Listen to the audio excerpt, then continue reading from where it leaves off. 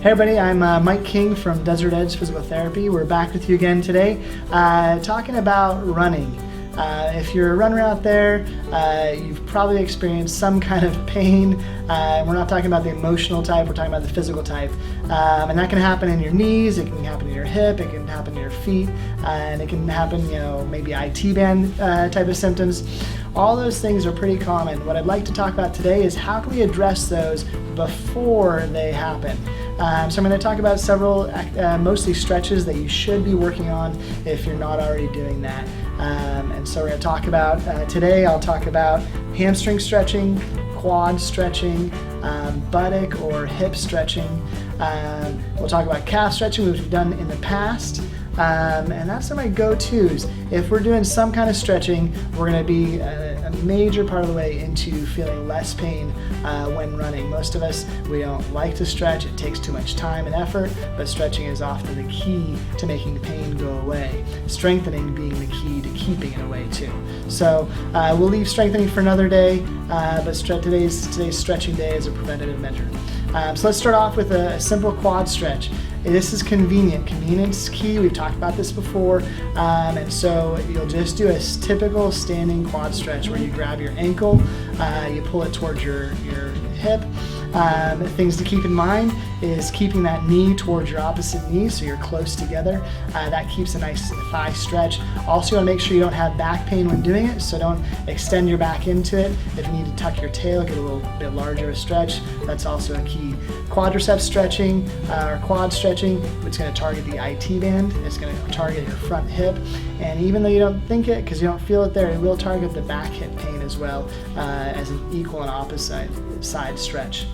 So that's quad stretching, super easy throughout the day. You can do it almost anywhere. Hamstring stretch is the next, and that's something that we've touched base on before. If you've got any questions on how to do that really well, we'll touch base here a little bit, but I go into depth in previous posts about hamstring stretching. And it's super simple in a chair, sitting on the edge. You have your foot out front, relaxed ankle is great, and then you just lean forward with an upright posture. As you do that, you'll get the hamstring. If you reach with your hand and bend forward, you're going to get a low back, buttock, and hamstring stretch, which is nice. It's just not nearly as effective. That's hamstring stretch. It's a key movement. We all need it. If you can't touch your toes, you're tight and you need that stretch. Buttock stretching, that's outer hip. You've heard of the piriformis. We need to stretch that out because as runners, we don't change angles. We go straight for the most part. And so we need those rotational or side-to-side stretches. And that piriformis stretch, it comes key also because it touches onto that IT band. In a sitting position, you'll cross the knee over your ankle over your knee, and then you'll pull that knee to your opposite shoulder, or you'll push it away. Those you'll feel both a stretch on the front of your hip and on your buttock.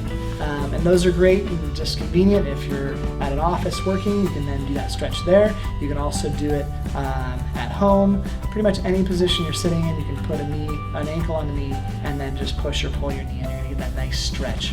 Stretching should be comfortable, it shouldn't be painful, and it should feel like it lengthens out as you go.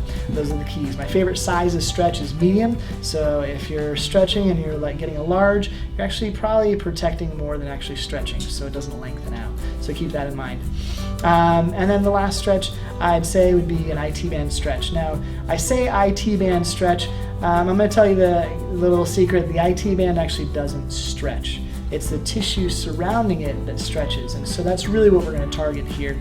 And so what you'll do is you'll cross one leg over the other in a standing position, and then you're going to bend forward as if you're touching your toes, and then you'll rotate your body away from the leg that's behind, and that's going to give you that nice stretch. You'll feel it on the outer hip, maybe the outer thigh, and we're going to think it's IT band stretching, but really it's going to be the soft tissues or muscles underneath that. The IT band is really just a thick tissue meant to be stable and really give you some stability. However, it can also be a cause of pain. And so as you stretch that out, again, you're just looking for that medium-sized stretch. So several key stretches there. The one we didn't talk about yet was a calf stretch. And that's really just a simple one we've done. I've shown you in a previous video. A calf stretching tool that's nice. It's a wedge. You just step on it and get a nice calf stretch. These are things that most of us forget to do, and it should be just quick and simple before, after, and then during the day. If you keep up on these, I can't guarantee it, but I'm pretty confident in promising you're going to have much less frequency of pain, and you'll be able to get out there and run on that pavement a lot longer. So good luck from Desert Edge Physical Therapy, and see you on the road.